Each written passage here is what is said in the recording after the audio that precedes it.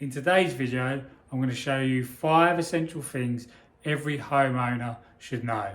Should this be for maintenance or in the case of an emergency? I hope you enjoy.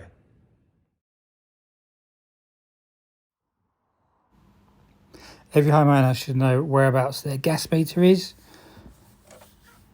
This is so that they can take meter readings when needed, but more essentially where to turn the gas off in the case of an emergency.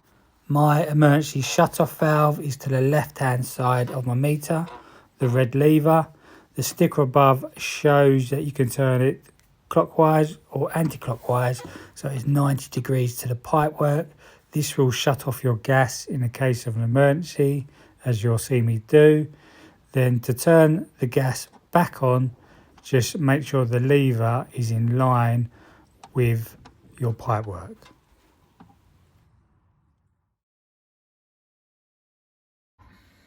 Next up is your mains water and where to turn it off. Your mains water stopcock would normally be located in a kitchen cupboard, downstairs bathroom, utility room, or could be within some boxwork. On mine, because I'm in quite a new property, it comes in this blue plastic pipe.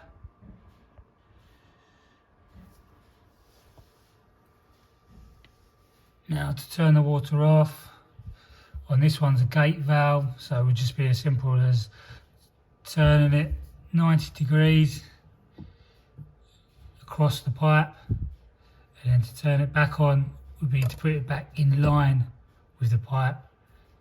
You may have a stop tap where you would turn it clockwise to turn off the water.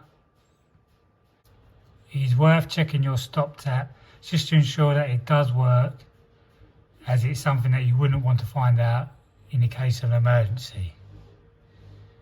You can also turn your water off at your water meter.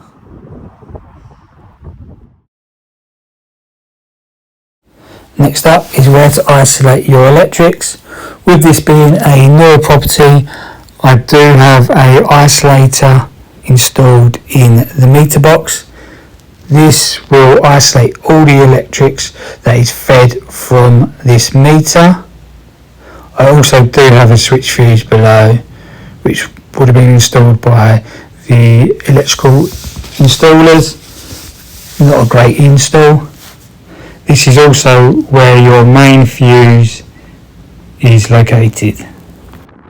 We'll now go inside and have a look at your consumer unit. It's always worth knowing where your fuse board is in case of emergency. On mine, because it's a newer property, it has an isolator in the meter cupboard. If you isolated that there, it would isolate the supply to this fuse board.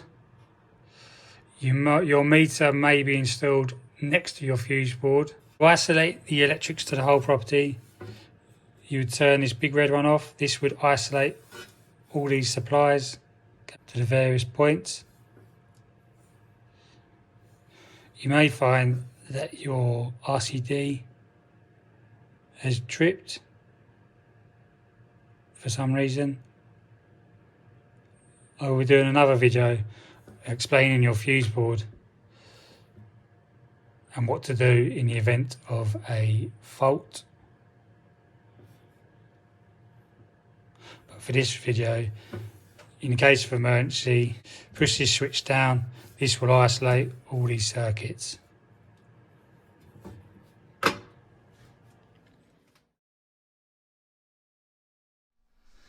The next thing every homeowner should know, that is, if you have an outside tap, is where to isolate the outside tap from inside. With the winter months coming, as the label suggests, it is best to close this isolator with the winter months, during the winter months, and just turn on when needed. To isolate, simply turn the lever 90 degrees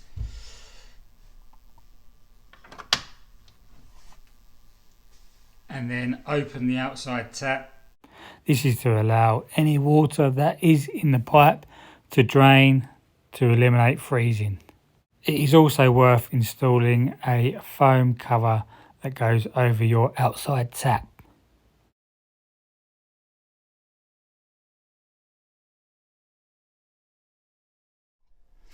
Next on the list is smoke alarms. You should be testing them every month. In this property we have a smoke alarm downstairs, smoke alarm upstairs, and a heat alarm in the kitchen, and also a carbon monoxide alarm. The carbon monoxide alarm is wired separately to the smoke alarms. To test, just simply press and hold the button.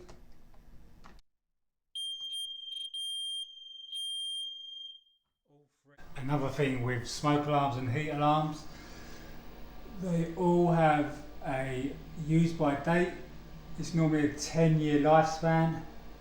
So as you can see with this one, it says replaced before 2029. Our carbon monoxide alarm is just battery, I believe. Test and reset this.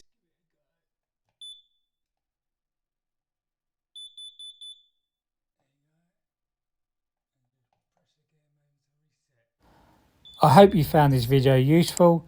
If you have, please like and subscribe. Thanks for watching.